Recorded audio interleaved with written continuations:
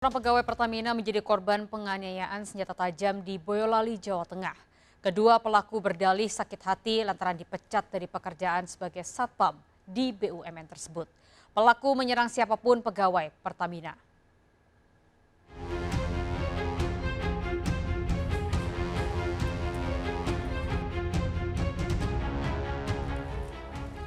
Barang bukti baju korban, motor korban, dan sepeda motor pelaku disita kepolisian Polres Boyolali, Jawa Tengah pada kasus penganiayaan karyawan Pertamina. Dua pelaku, Sabto Aji dan Setio Budi Pamekas warga Banyudono, hanya bisa pasrah saat digelandang petugas kepolisian. Keduanya menganiaya pegawai Pertamina hingga mengalami luka di punggung dan lengan. Kejadian bermula saat korban dibuntuti kedua pelaku usai pulang kerja menuju rumah kontrakannya. Pada lokasi yang sepi, kedua pelaku segera beraksi dengan menyabetkan celuritnya ke korban. Usai beraksi, pelaku segera kabur, sementara korban dibawa ke rumah sakit terdekat oleh warga sekitar. Tersangka mengaku nekat melakukan hal tersebut karena kesal dan sakit hati dikeluarkan dari pekerjaannya sebagai satpam Pertamina. Tersangka mencari sasaran pegawai Pertamina secara acak. Terus sakit hatinya karena Bapak langsung menyasar pegawai dari Pertamina ini? Nggak keluar terus bingung cari kerjaan. Yang udah direncanakan? Iya. Motifnya sakit hati karena si pelaku dulu bekerja di perusahaan tersebut, lalu dipecat karena ada permasalahan narkoba. Di Pertamina atau Di Pertamina. Pertamina. Para pelaku terancam 7 tahun penjara. Dari Boyolali, Jawa Tengah, Tata Rahmanta melaporkan. Diduga terbakar api cemburu lantaran mantan istrinya dekat dengan temannya. Seorang pria mengamuk dan menyerang temannya. Akibatnya korban terluka terkena sabetan senjata tajam. Aksi penyerangan ini viral di media sosial.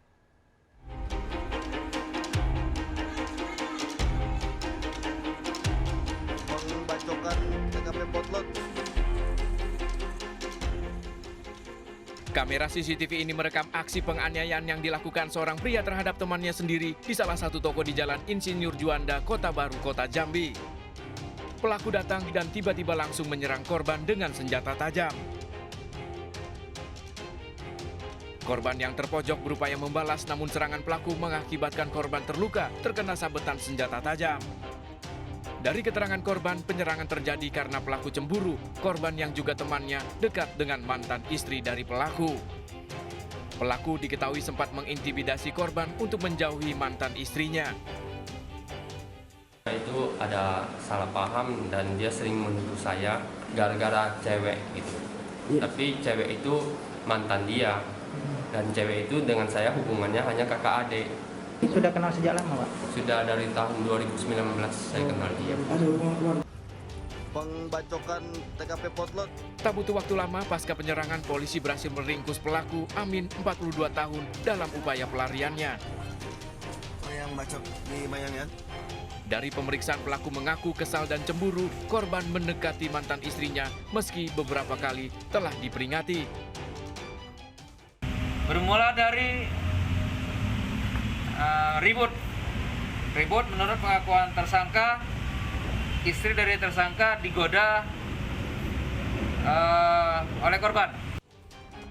Pelaku kini ditahan di Polsek Kota Baru, Jambi. Pelaku bakal dijerat pasal 351 KUH pidana dengan ancaman hukuman di atas 5 tahun penjara. Dari Kota Jambi, Adrianus Susandra melaporkan. Mirsa, polisi memastikan terdapat kandungan racun dalam hidangan sate yang menewaskan bocah di bawah umur di Bantul, Yogyakarta. Ayah korban mendapatkan kiriman sate beracun dari orang tak dikenal. Pengirim sate, seorang wanita muda berkulit putih, menemui ayah korban di sekitar masjid.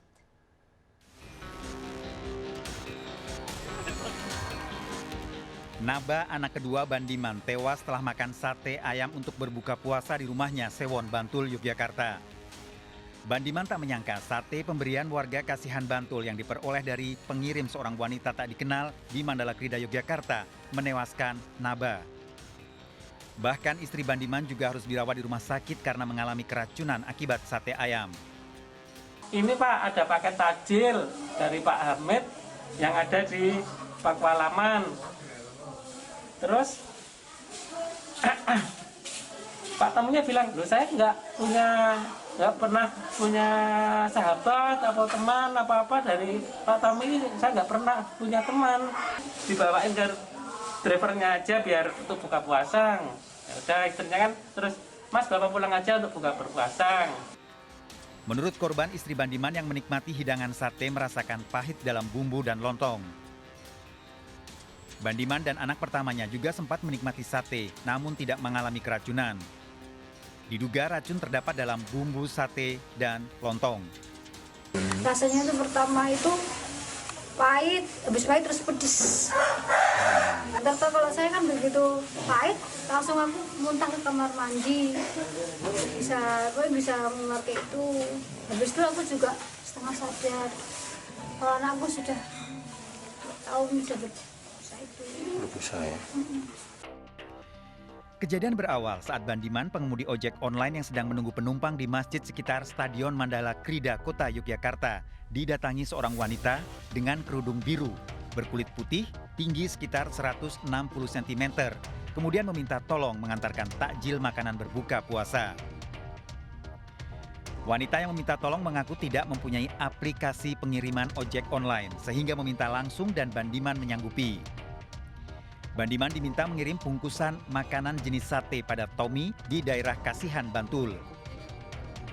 Sesuai hitungan, ongkos untuk pengiriman Rp25.000. Namun wanita yang meminta tolong memberi uang Rp30.000. Wanita yang meminta tolong kemudian berpesan pengirimnya atas nama Hamid, warga Pakualaman.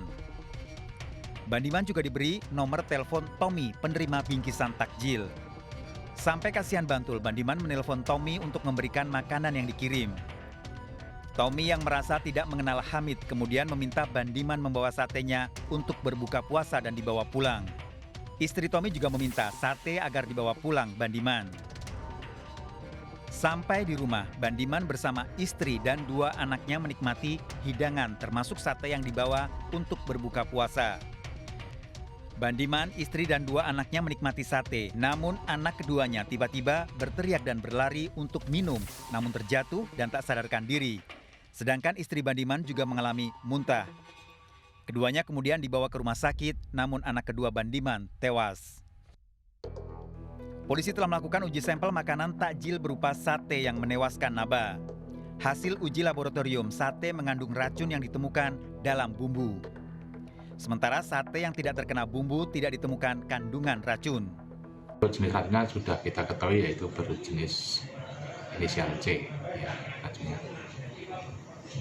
Jangan apa, belum bisa jelaskan Pak, cyanida atau apa gitu? Nanti akan kita sampaikan lebih lanjut, yang jelas jenis racun C. Lebih bahaya dari cyanida atau lebih rendah Pak? Lebih bahaya, lebih berbahaya.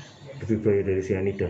Ya, hampir sama lah, artinya ini juga mungkin karena kadarnya lebih banyak, mungkin reaksinya juga lebih cepat kan, gitu, dalam kandungan makanan tersebut. Polisi kini memburu pengirim takjil maut yang telah diketahui identitasnya. Polisi juga telah mencocokkan dengan sejumlah saksi serta mengidentifikasi dari rekaman CCTV. Dari Bantul, Yogyakarta, Tim Liputan iNews melaporkan. Balik informasi lainnya, pemirsa, seorang perawat di RSUD Laki Padada, Tanah Toraja, Sulawesi Selatan, diduga ditendang orang tua pasien. Pelaku tak terima saat diminta untuk tidak menangis keras saat mendapati bayi meninggal di ruang perawatan.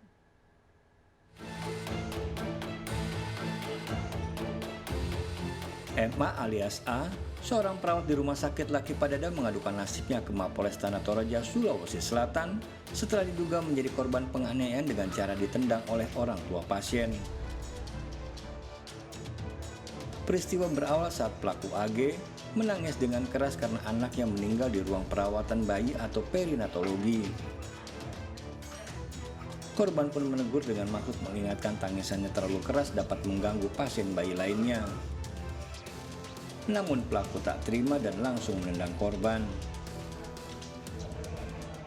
Kena tendangan sampai di sini karena dia selalu menghindar mundur, katanya begitu. Berarti saat Pak ya, saat melakukan tugas ya di rumah sakit? Iya, di rumah sakit.